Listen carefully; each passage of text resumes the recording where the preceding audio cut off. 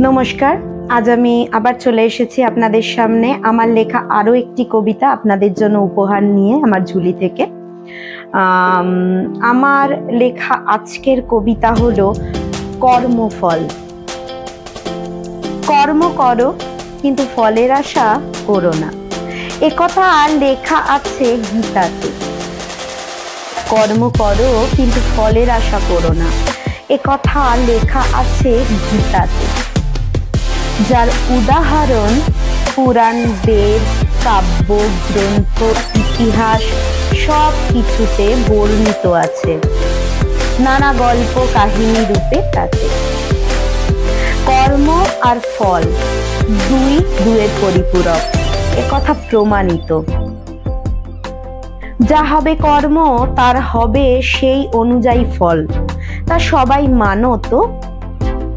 তার উদাহরণ বলো আর প্রমাণই বলো, কম নেই কিছু। যে করে ভালো কর্ম সে পায় আশীর্বাদ, আর যে করে দুষ্কর্ম তার ছায়া সঙ্গী হয়ে অভিশাপ নেয় তার পিছু। তার ছায়া সঙ্গী হয়ে অভিশাপ নেয় তার পিছু। লঙ্কাপতি রাবণ, কৃষ্ণ ভগবানের মামা কংস, এরা খারাপ কর্মের সর্বশ্রেষ্ঠ উদাহরণ।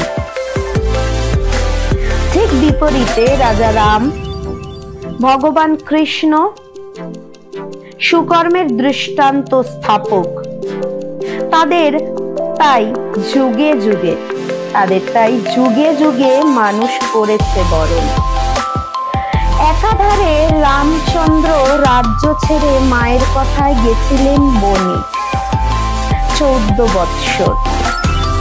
অন্যদিকে রাজা রাবণ বনের নাক কাটার নিতে প্রতিশোধ অপহরণ করলেন মাতা সীতাকে। ধ্বংস হলেন এই কর্মের ফলে, সমূলে উপড়ে গেলেন থেকে তার স্বর্ণলঙ্কার বৈভবের ক্রোর। সমূলে উপড়ে গেলেন থেকে তার স্বর্ণলঙ্কার বৈভবের ক্রোর। তাই তো কথায় আছে, অতি দর্পে হতা লঙ্কা, কর্মফলই শেষ হাসি হাসল। দিল তাকে তার উচিত শাস্তি, এখানে খাটল না তার দৈহিক সার্বিক জোর। ঠিক তেমনি কংস নিজের বোনকে স্বামী সহিত রেখেছিলেন কারাবাসে।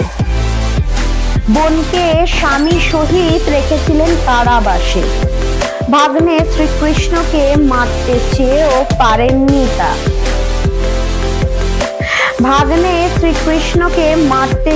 পারেননি তা। শেষে বিনাশ হয়েছিল তারও কর্মফলে। তাই একথা বিচারে প্রমাণিত। তাহলে এখন তোমরাই বলো, খারাপ কাজ কি সারা জীবন সমানভাবে চলে? ভালো কর্ম তৈরি করে ভালো ফল, ভালো জীবনের ভিত্তি প্রস্তর। তা সে এ জীবন হোক বা পরবর্তী জীবন, সে বিষয়ে অবশ্য আবার তার কি, আগে বুঝুক বা পরে। খারাপ কাজ করলে সর্বশেষ ফলও হয় খারাপ, খারাপ কাজ করলে সর্বশেষ ফলও হয় খারাপ, এ কথা মানতেই হবে সকলকে। ঠিক। ধন্যবাদ। আজকে আমার লেখা কবিতা যদি আপনাদের ভালো লেগে থাকে তাহলে অবশ্যই বলবো আমার চ্যানেলটি সাবস্ক্রাইব করতে ভুলবেন না। পাশে থাকা নোটিফিকেশন বেল আইকনটি হিট করে দিতে ভুলবেন না, যাতে সবার আগে আপনাদের কাছে নোটিফিকেশন পৌঁছে যায়। এবং আমি আবারও বলবো যে আমি প্রফেশনালি কারোর কাছে রিসাইট শিখিনি। আমি লেখাটা সম্পূর্ণ নিজের মন থেকে করি এবং তাতে ভুল ত্রুটি হতেই পারে। যদি ভুল হয়েও থাকে আপনারা আমাকে জানাতে পারেন কমেন্টস করে, আমি তাহলে সেটা শুধরে নিতে পারি। এবং এই যদি ভুল হয়ে থাকে তাহলে নিজ গুণে মার্জনা করে দেবেন, আমার আর কিছু বলার নেই। ভুল তো মানুষ মাত্রই হয়, কাজেই আমি তো মানে লেখিকা নই, লিখি নিজের মন থেকে, কাজেই সেইখান থেকেই বলছি, বা বলার ভঙ্গিতে ভুল ত্রুটি হতেই পারে, কারণ আমি প্রফেশনালি শিখিনি। কাজেই যদি ভুল হয়ে যায় ক্ষমা করে দেবেন, আগে থেকেই আমি ক্ষমা প্রার্থী তার জন্য।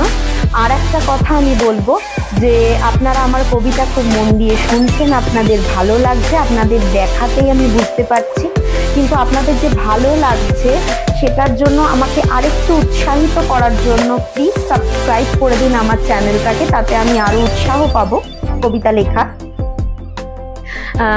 একজন ইউটিউবারের কাছে সাবস্ক্রাইব শব্দটা ঠিক কতটা দামি সব ইউটিউবারই জানেন।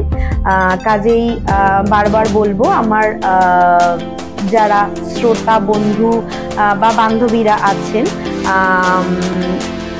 বা ছোটরা বা বড়দের প্রণাম জানাচ্ছি, যারা আছেন তাদের যদি ভালো লেগে থাকে অবশ্যই অবশ্যই অবশ্যই আমাকে আরো সুন্দর সুন্দর কবিতা লেখার জন্য উৎসাহিত করার জন্য